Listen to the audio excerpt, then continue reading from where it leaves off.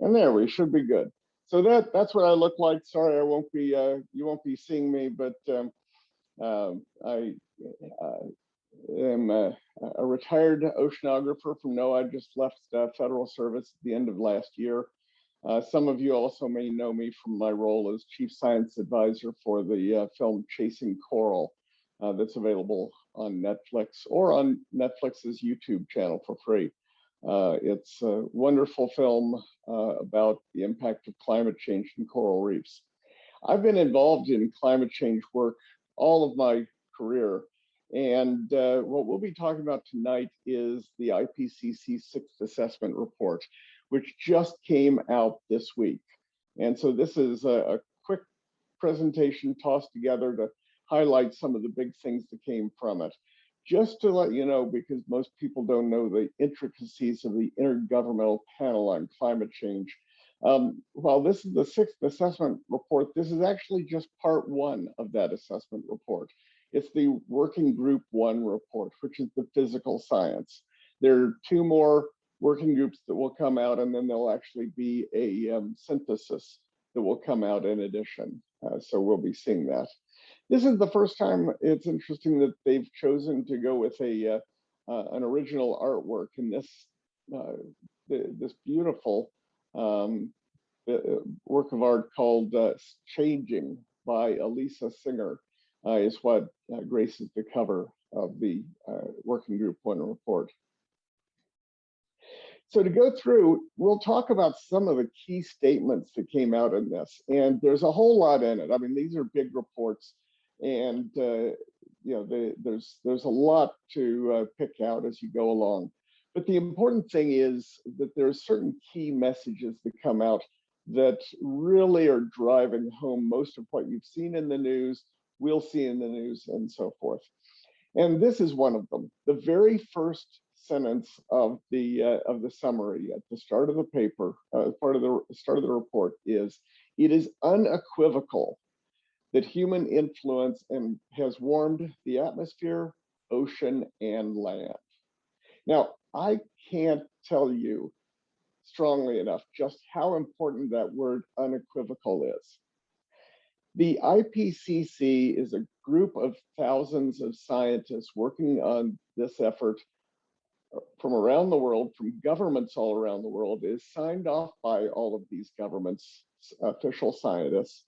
And it is generally, when you go through and you look at what the IPCC reports say, it is the most milquetoast. It is the most, the lowest common denominator is this, it's what everybody in that entire group can agree upon. So it tends to be very conservative. And so for the IPCC to use a word like unequivocal is, just about, they might not even use the word as strong as unequivocal to describe gravity. That just gives you an idea of just how certain they are at this point, that human influence has warmed the atmosphere, ocean, and land. So this is really key and underpins what's going on in the rest of the report.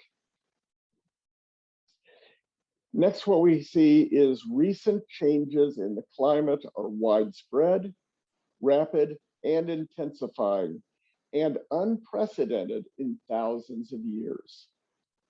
In fact, we'll look at a couple of graphs from this, from the report, that talk about how unprecedented this is.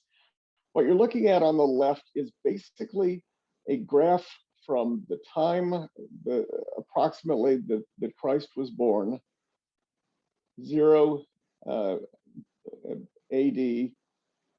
or CE, the Common Era, going all the way up until 2020. And you can see that flat line squiggling back and forth, but not going up, not going down to any substantial measure. If you average that out on a century scale, that line would go flat, for the most part, with just a slight dip that occurs over a longer time scale. But most of it is staying just very close to a little warmer than 0.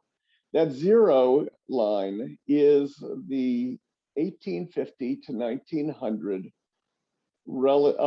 baseline temperature. So what everything they're doing in the Ipcc report is comparing against a baseline of 1850 to 1900. So it actually was a little warmer until we get to that period that's known as the Little Ice Age, from about 1500 on, where it cools down. And then you see that precipitous rise that's driven by human contributions of greenhouse gases, heat trapping gases into the atmosphere, that has driven the temperature up substantially. If we look at the right, you see the instrumental record. So the one on the left comes from a variety of paleoclimatic records, and in fact is the newest version of that, and is a much more accurate version of the past variability from paleoclimatic records, things like tree rings, ice cores, coral cores, mud samples, etc., than we ever had before. So that's actually new results that you're looking at. On the right, you're looking at the instrumental record, 1850 to present.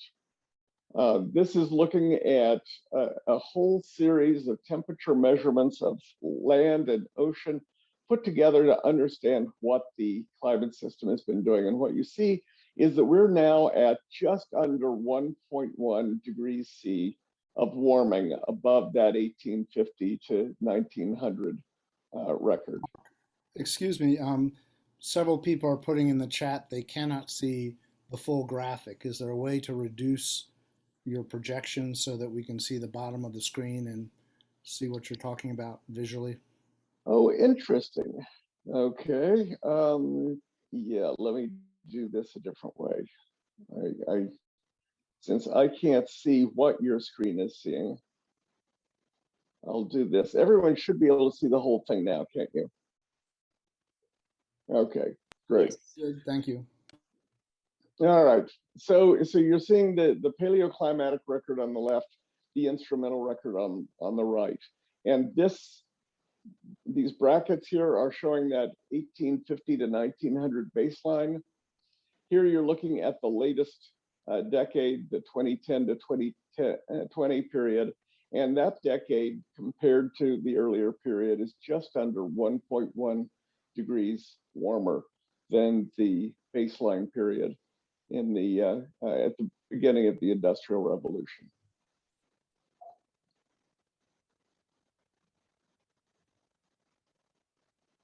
So you may remember that this is something that doesn't come from the Ipcc, but comes from the UNFCCC, the United Nations Framework Convention on Climate Change.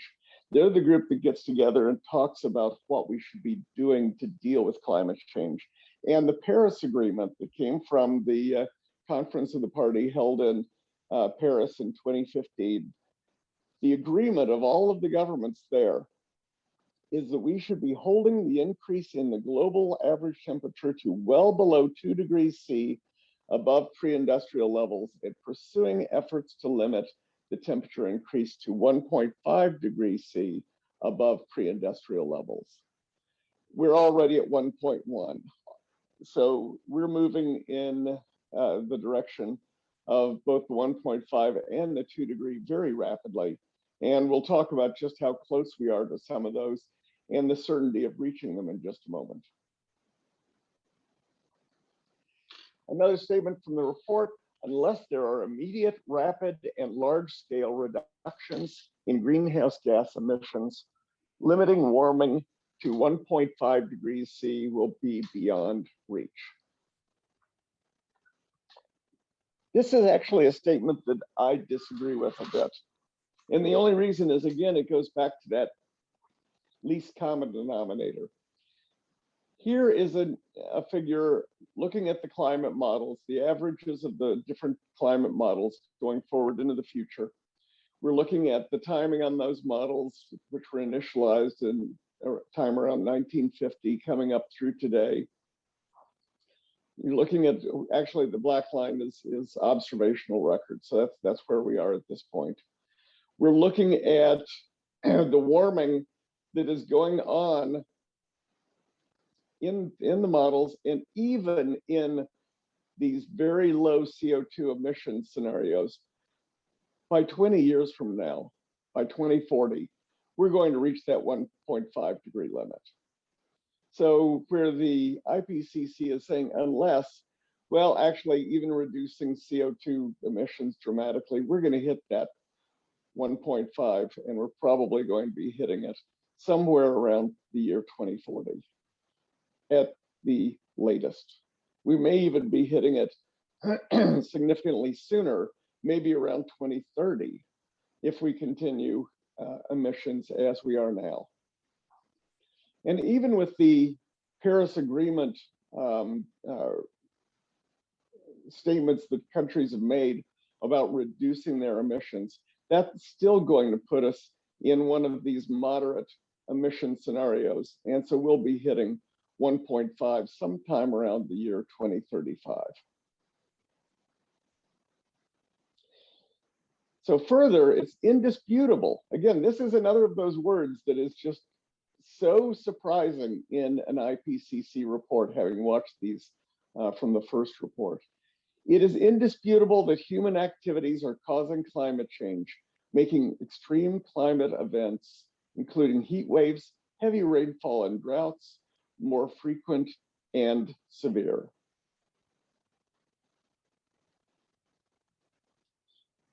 In fact, if we look at some of the things that are going on that we know that are happening, we know that the carbon dioxide concentration in the atmosphere is the highest in at least 2 million years, and probably actually about 20 million years. But that's a set of records that have far less certainty than this 2 million year record. Sea level rise that's going on now is the fastest that it has risen in the last 3,000 years.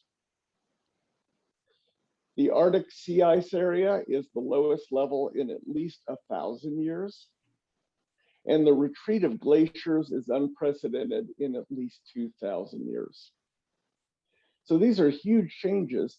And what these changes are doing is leading to major impacts on systems that influence us. They're causing extreme heat, and we're seeing it right now. More frequent, more intense heat events. We're seeing record temperatures falling over and over during this summer. We're seeing heavy rainfall, more frequent and more intense rainfall. Just look at some of the floods we've seen very recently from rainfall events, and you'll know how that's been going on. Germany, Austria, Belgium, intense flooding. Drought, increases in drought in many regions around the world. Basically, those areas that are dry are getting drier. The ones that are wet are getting wetter. And fires are becoming more frequent and more extreme. You're seeing that going on right now, where in California, we're currently seeing the second largest wildfire ever in the state of California. And we're also seeing burning of many communities and ancient sites across Greece and into Turkey. And the ocean as well is warming, is becoming more acidic, and is losing oxygen.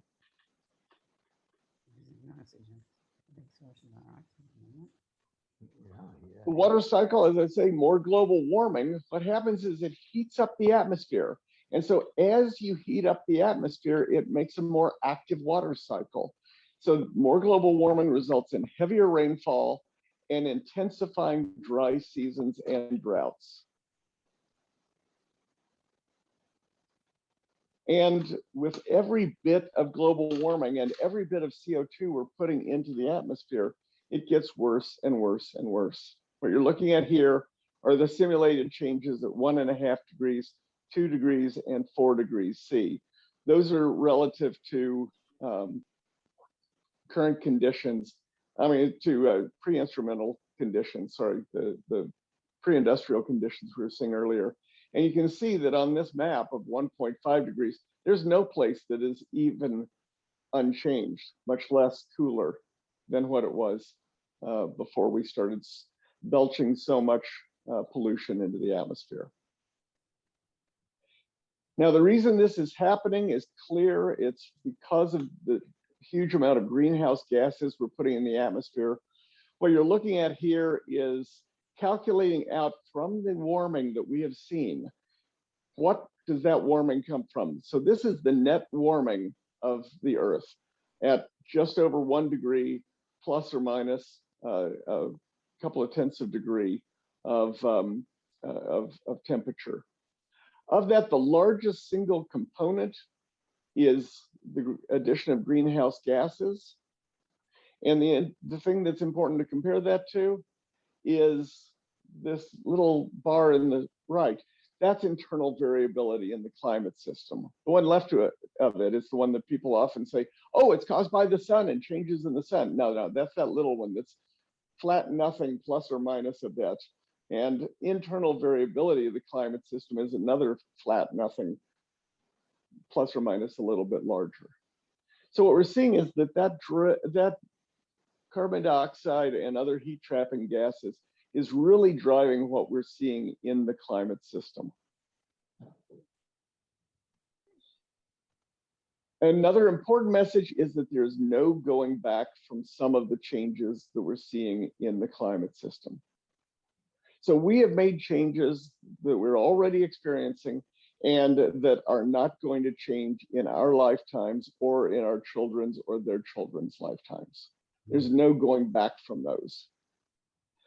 But the very important message here, and this is something that we'll close with at the end of the evening as well, is some of the changes that are happening can be slowed and others can be stopped if we limit the amount of warming that's going on. And that occurs by limiting the amount of heat trapping gases we put in the atmosphere. So to wrap this up, to limit global warming, strong, rapid, and sustained reductions in CO2, methane, and other greenhouse gases are necessary. Now, you'll notice a word that's missing from that. That first sentence does not have the word emissions in it. To limit the warming and have these limit these changes that are happening to the climate system and the severe impacts not only means reducing our emissions, but reducing the amount of those heat trapping gases that are already in the atmosphere. So that's doing work to not only quit adding more, but actually start pulling it out of the atmosphere. This would not only reduce the consequences of climate change, but the other good news is it improves air quality. Now, a bit of bad news is when we improve air quality, we actually raise the temperature, but we save a lot of lives in doing so. But those gases that the smog at low atmosphere that we're providing actually has a tendency to provide some cooling just like clouds do. And so when we get rid of smoggy skies, temperatures actually go up a little bit. But that's much smaller and a very good thing to be doing in comparison to the CO2 that we have to deal with. So this graph, unlike the other graphs you're seeing, which had time along the bottom, here you're just looking at a change in the amount of carbon dioxide in the atmosphere. And what this is saying is more carbon dioxide, lucky you to be in the green. More warming.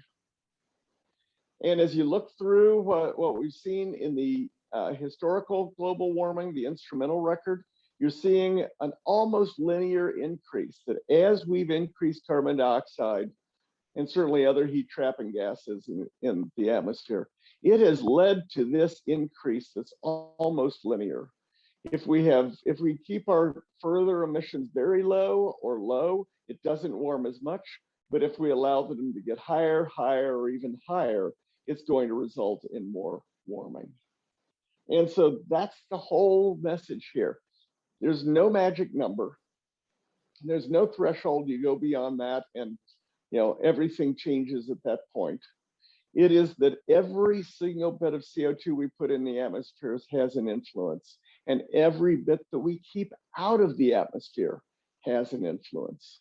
So that's one of the hopeful messages here, is while we have made changes that we can't do anything about, we're also capable of preventing things from being much worse in the future. So this final statement from the IPCC, the climate we experience in the future depends on our decisions now. So with that, what we'll do is open it up to questions and discussions. Bruce, maybe I'll turn it over to you to handle that. I think it is helpful. First off, thank you for an excellent presentation.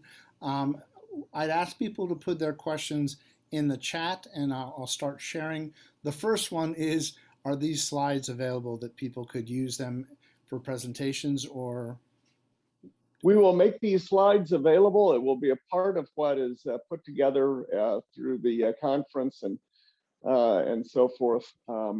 So yes, I will definitely make these to get available. Plus, this presentation is being recorded, and that will be made available.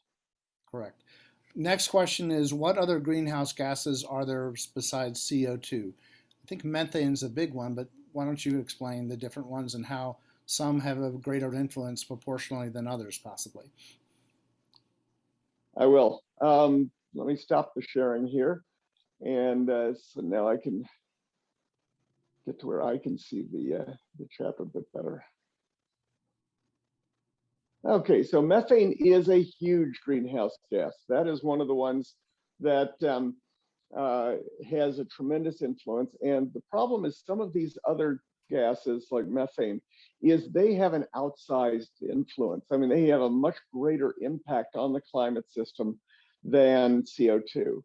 Methane actually has its pros and cons. It is a much stronger heat trapping gas than carbon dioxide is. But in the atmosphere, it gets broken down into CO2, which is not as bad as time goes on. But that means that it spends less time in the atmosphere as methane. So the influence isn't as long, but it doesn't usually end up back as CO2, and that CO2 is going to have a long life. CO2 lasts for hundreds of years in the atmosphere, as compared to methane, which lasts for decades. And then there are other gases that are less important in there. There's a question from Anne. Was there a reduction in greenhouse gases when the pandemic kept most of the world at home? Indeed, there was. There was about a 7% reduction in emissions that happened during the time that we were at maximum lockdown in the roughly the spring of 2020. And then as places started getting back to work and things started going again, we came roaring right back and back where we were. So it's a very small decrease overall. But that is one of the things actually that gives me hope. Now, I don't have hope for another pandemic, but the hope is that if we can reduce greenhouse gases that much by the severe reduction in driving, by a lot of shutdown of industrial activities, that in doing that, in such an uncontrolled and panicked way, if that can help reduce CO2 emissions in the atmosphere or into the atmosphere, just think of what we can do if we go about this in a thoughtful manner. So if we go through and we start changing from fossil fuels to renewable electricity sources, if we switch from gas-powered cars to electric cars, if we use more mass transit and especially flip those over to electric, these are all things that we can do, and we can do it in a controlled manner that's actually good for the economy. But we can have that influence, and we've demonstrated through the pandemic that indeed we can have an impact, and it can happen quickly. Another question is, they've heard the gas used in air conditioning is critical to this issue and needs to be eliminated. Yeah, it is. It's certain gases, and in fact, there are changes that have been going on from certain greenhouse gases to other greenhouse gases that are used as coolants in the systems. Originally, what was going on was that the type of fluorocarbons that were being used in the original air conditioning or systems, or the ones for the last few decades, have been the ones that cause damage to the ozone layer. We cleaned that up, but unfortunately, the new gases that were produced to take their place are potent greenhouse gases. We knew that, but it was solving a problem and with something that could be transitioned out. So now they're in the process of switching over to new refrigerant gases that have a lower greenhouse gas impact. And so as that happens, we're in much better shape. Couple of questions can be combined. What activities add the most greenhouse gases, and what are the top 2 or 3 things that people can do to mitigate the rise of CO2? So the greenhouse gases that are the sources of carbon dioxide. Well, let's go back to a couple of things. Methane. What's referred to as natural gas is mostly methane. So anytime that it is being extracted, transported, or used, there are losses. And unfortunately, within the oil and gas industry, there are tremendous losses that go on that is wasting a perfectly good resource and leaking it in the atmosphere, causing it to be a strong greenhouse gas. That can be solved, and there have been attempts to solve that. Certainly, they're doing it in many other countries. We tried to do it here. The change in administrations from the Obama and Trump administration put a stop on those attempts at keeping methane from leaking and holding the oil and gas industry responsible for capping their leaks. But those are now looking like they're going to be going back in place soon under the Biden administration. The other main sources of CO2, the biggest ones, and it depends on what country you're in. In the US, the biggest ones are industrial use, which includes the production of power and transportation, with agriculture coming up far beyond that. Some other countries, agriculture actually is a bigger greenhouse gas producer.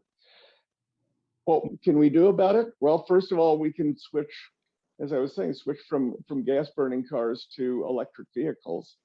And number 2, we switch our electric generation from using fossil fuels to using renewable energy like solar and wind. The other great thing that we can do, and depending on where you live, you may be able to choose how you buy your electricity. You can, of course, put solar panels on your house, but even if you can't have solar panels, you can do like we do, because we have too many trees for solar panels to be effective. So we've bought into a local solar farm. It's a neighborhood solar project. And so we get electricity from that.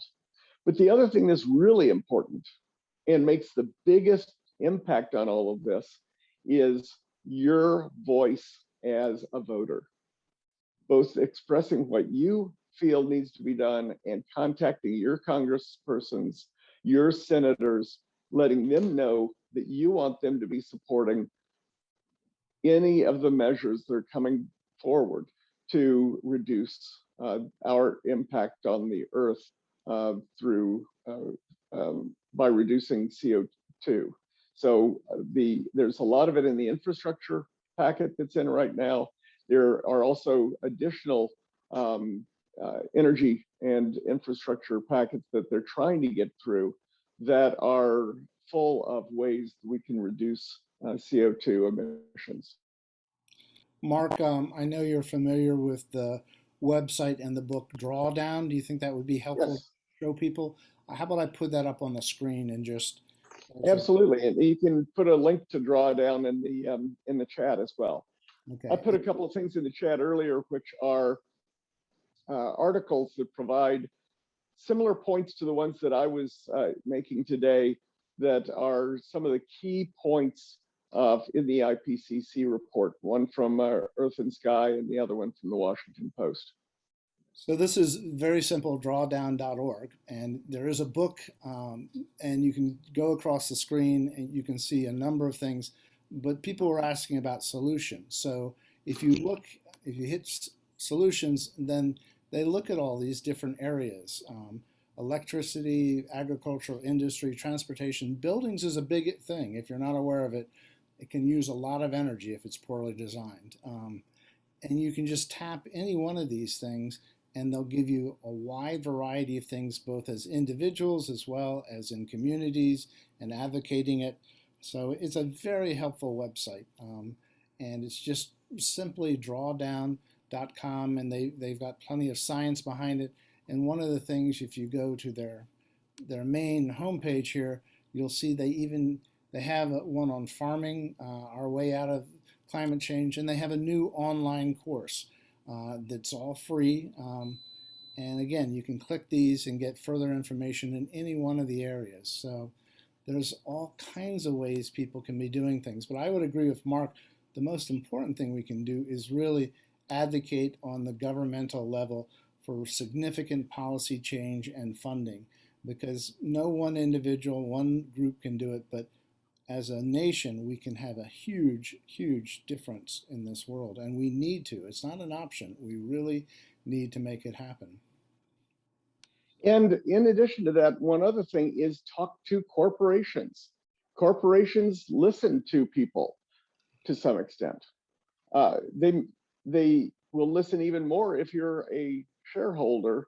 And one of the things we're doing as a Presbyterian church, the fossil-free PCUSA has been pushing for, and it will be coming up again at this upcoming General Assembly, an overture to divest from fossil fuels, which is a big message telling the fossil fuel industry, we do not feel that what you're doing has moral value at this point, that you're knowingly harming the environment, and we are not going to profit from it any longer.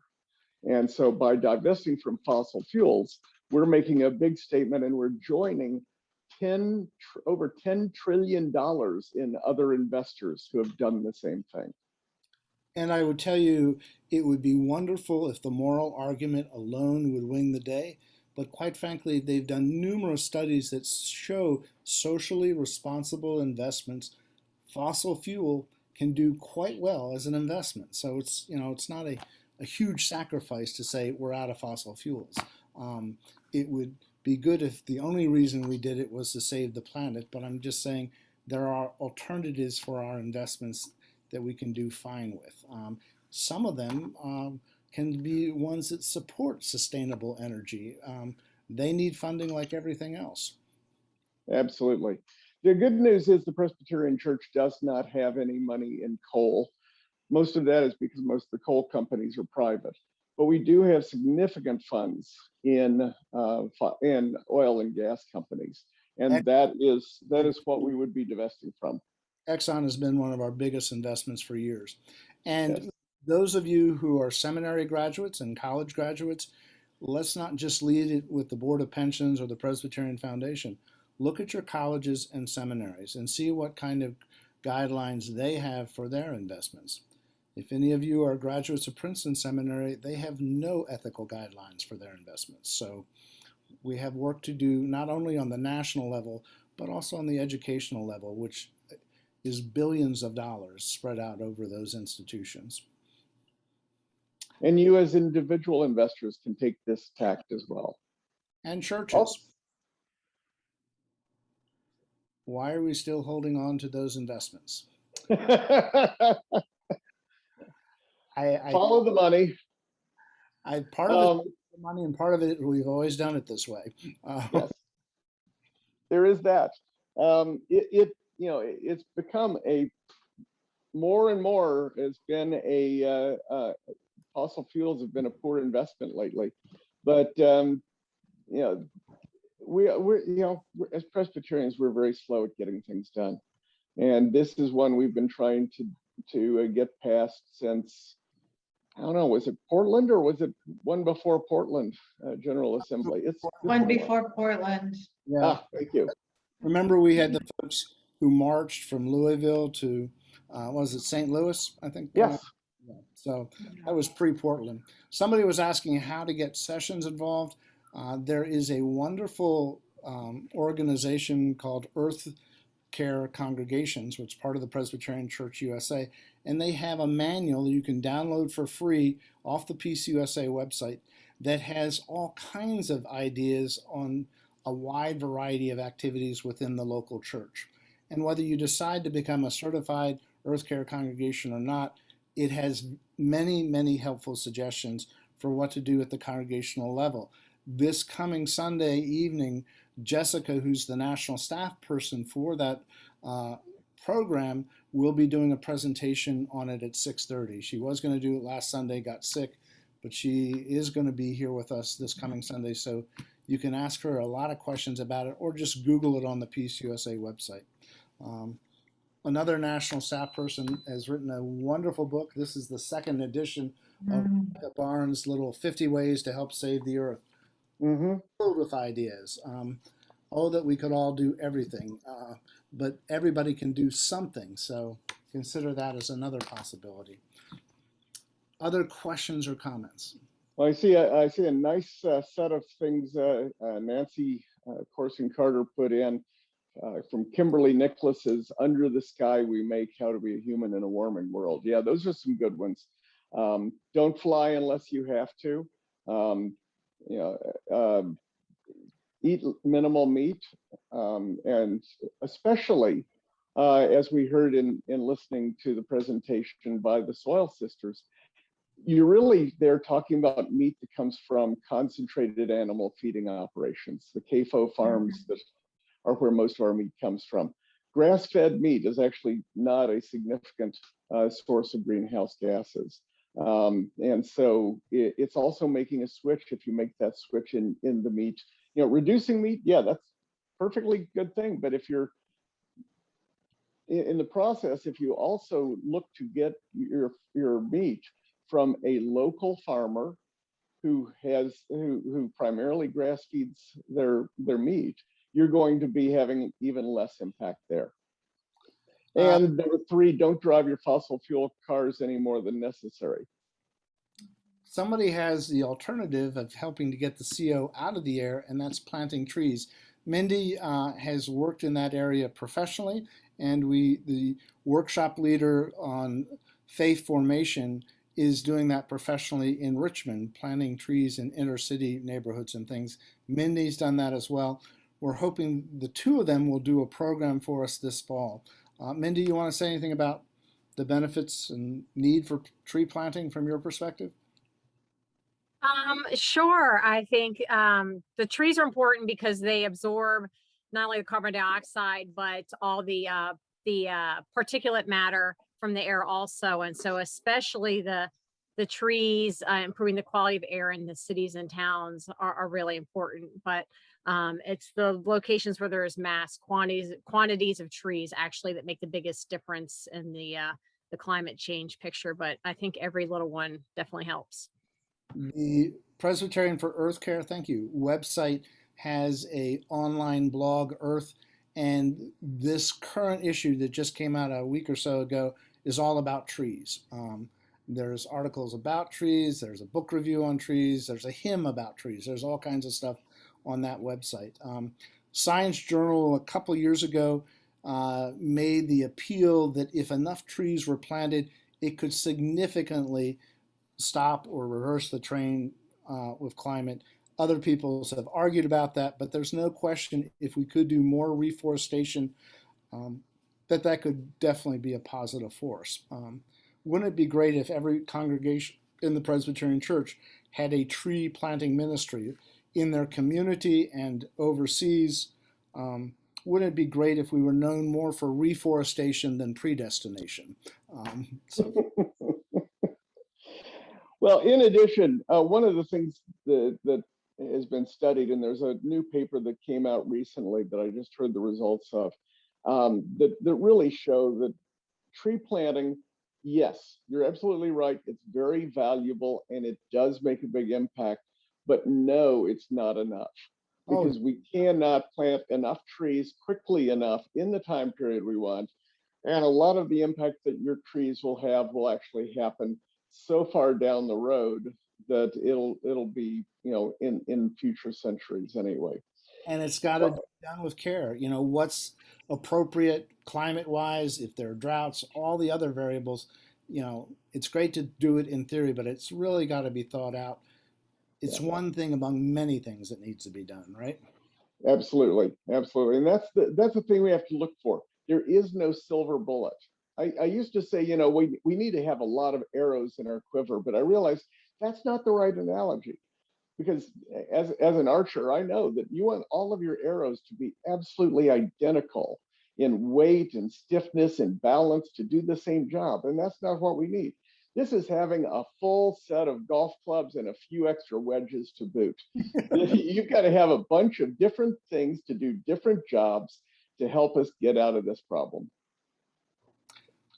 I am sensitive to the time, Mark. You want to? I've got the Tier Fund Catherine Hayhoe videos up and ready. Do you want to show them one of those brief 6-minute ones as a resource for their local churches?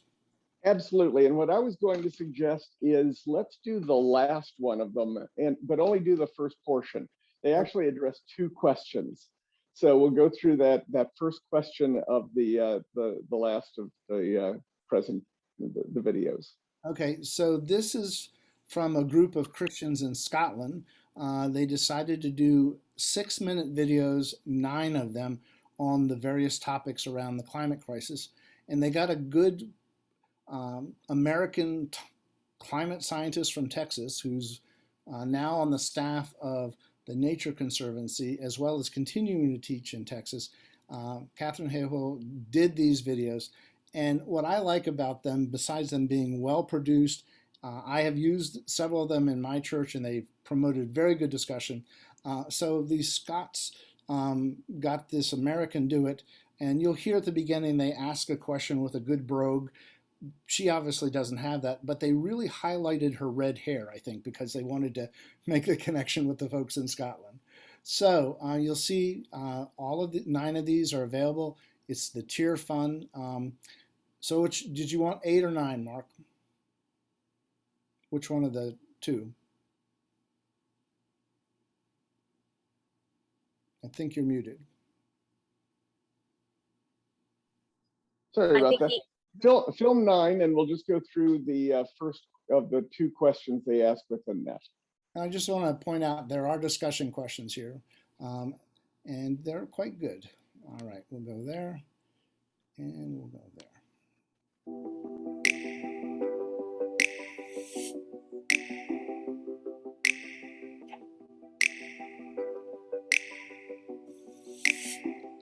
Given the trajectory in our use of greenhouse gases and the global rise in temperature, is it already too late to react?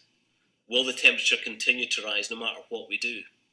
There is no magic threshold. It's kind of like there's no magic number of cigarettes that you can smoke with no consequences. Imagine if you could smoke 9,999 cigarettes and you would be 100% fine, and then but if you just smoke one more, that would give you lung cancer. We know that that's ridiculous. We know that there's no magic number, but the more cigarettes you smoke, the greater the impacts on your lungs and the greater the risk of developing something serious like emphysema or lung cancer. In the same way, we know that the more carbon we produce and the faster we produce it, the more dangerous the impacts. Back in 1992, almost every country in the world got together and agreed to stabilize the levels of heat-trapping gases in the atmosphere at a level that would prevent dangerous human interference with the climate system. But the problem is, what's dangerous? Some would say that we've already reached it. If they live on crumbling permafrost in the Arctic, if they live in low-lying coastal areas or islands that are already being inundated by sea level rise, they would say it is already dangerous. But for others, especially people who live at higher elevation in richer countries with more resources at their disposal, if the price of food doubles, if their insurance costs triple, they can afford to pay it. For those people, they might say, oh, well, it's not dangerous yet. So that's why the world spent 25 years arguing over what was dangerous before finally coming together in Paris in 2015 and agreeing that they would limit global average temperature to well below 2 degrees Celsius and pursue efforts to limit the temperature increase to 1.5 degrees. Now, are these magic numbers? No, they're not. If we end up at 1.499 degrees, it doesn't mean that everything is totally fine. People are already suffering the impacts today. If we end up at 2.01 degrees, it doesn't mean that it's all over. The world is ending. We're going to hell in a handbasket. We might as well eat, drink, and be merry, for tomorrow we die. No.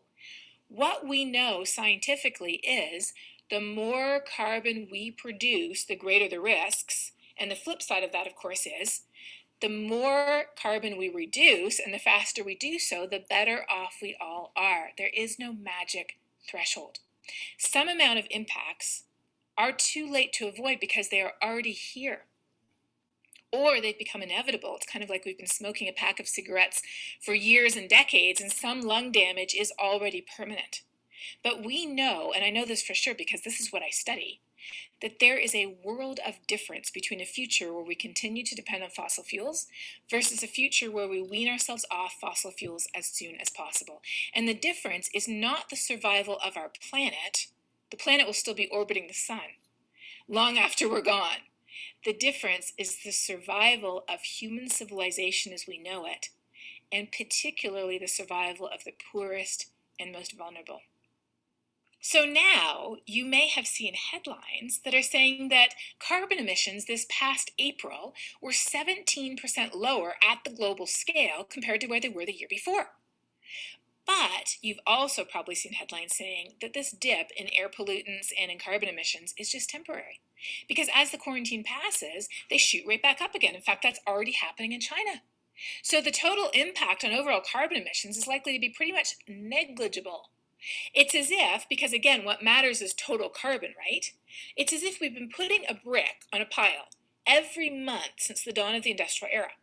And month by month by month, that brick has been getting bigger and bigger and bigger until now we're putting a monster brick on the pile every month. And then for 1 month, that brick was 17% smaller, and the next month it's right back up to its regular size. So you can see how the carbon emission reductions as a result of the pandemic are not going to have a long-term effect on climate action. So then you might say, well, but look at what we did. We shut down the entire economy, threw people out of work, children couldn't go to school, caused enormous suffering in some of the poorest places in the world, which is ongoing today. We did all of that, and all we did was put a single 17% smaller brick on the pile. Does that mean it's hopeless that we can never fix climate change? No, in fact, exactly the opposite. Why? Well, because these reductions were achieved through completely non-sustainable ways. What does non-sustainable mean? It means we can't sustain it long term. We can't shut down the economy, throw people out of work, keep children out of school, fine or imprison people for leaving their homes. We can't live that way long term. Those changes are not sustainable. But here's the thing. Imagine if that 17% reduction in global emissions had been achieved through sustainable methods. Like what? Like increasing efficiency, replacing fossil fuels with clean energy, and changing our behavior. Imagine if the carbon emission reductions had been accomplished through sustainable methods. We would be almost halfway, let's be generous and say 40% of the way to our 2030 goal in a matter of 6 weeks. That is astounding. So if anything, this gives me hope that when disaster really stares us in the eye, we can act, and our actions truly do make a difference. But that brings us to our last question. As a minister, many of my colleagues minister in communities that are deeply impacted by multiple deprivation due to the loss of traditional industries. Hundreds of thousands of Scots work in industries related to the oil sector. Could you talk about how we can move towards a just transition to clean power while mitigating the impact of that on those who work in oil-related industries, both here in Scotland and across the world? So in that transition to a clean energy economy, the concept of a just transition is key.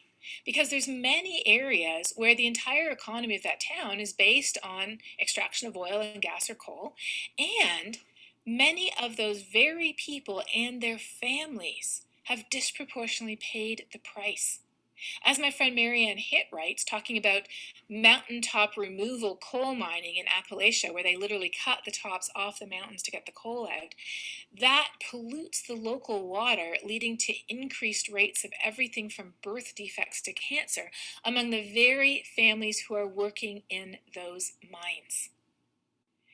How can we ensure a just transition? This does have to be central to our transition at the local level, for cities, for regions, and for the country. And the good news is there are organizations in Canada, in the US, in the UK, and more that are working on the concept of a just transition. And in the response to the pandemic, we've seen some of this. We've seen people saying you have to account for your climate impacts in order to get the loans from the government. We've seen in Canada, for example, they're actually creating new jobs for out-of-work oil and gas workers since the price of oil fell so low, capping off all old oil wells that are leaking methane into the atmosphere. Not everyone will accept what's offered, but it should be offered to everyone, because we're only going to reach that better world if we don't leave people behind.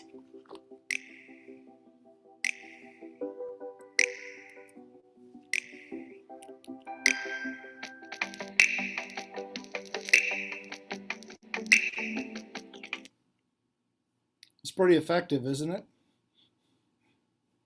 That's the Cheer Fund, and you'll see Catherine Hayhoe's there. 9 of them online. Very, very well done. Could you offer these in your church? Could you offer them at a time that people from the community can be a part of it? The church I served in Delaware was one of the first, actually the first one in Delaware to get solar panels, 180 of them on the roof. It surprised a number of our church members that not only did we save money for the long haul and we took care of God's creation better, but suddenly we were getting new members because people in the community like the idea of being part of a church that makes a difference. So there's all kinds of reasons why we should go green and care for God's creation.